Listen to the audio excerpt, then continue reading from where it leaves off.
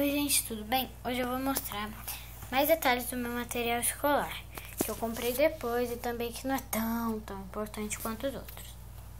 Aqui tem esse meu caderno, que minhas aulas começaram hoje, tá?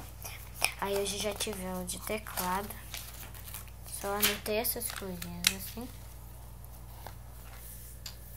Esse é para teclado. E esse é o caderno de música mesmo.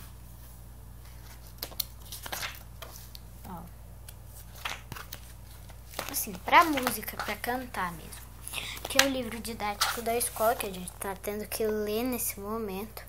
Só que vai pedir pra ler lá em fevereiro, mas já comprei.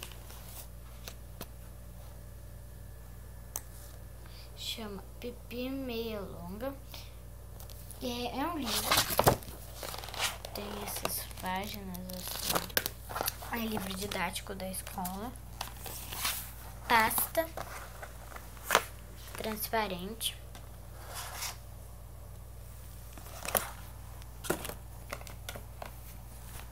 E esse Tesouros da Arte, que é para aula de artes, tá? Todo mundo tem que ter. Não é todo mundo que tem que ter, mas tem que comprar um livrinho de arte, tipo, para aprender mais. Entendeu? Aí aqui tem o desenho da arte, aí fala sobre a arte. Tem o desenho, aí fala sobre a arte. Entendeu? Desse jeito. Então, pasta, livro de arte, livro didático da escola, música, caderno de música de cantar e caderno de teclado.